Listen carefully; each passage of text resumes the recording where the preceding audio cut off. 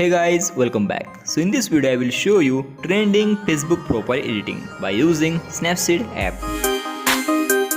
And also similar tutorials you may like, do check out our playlist, link given in description.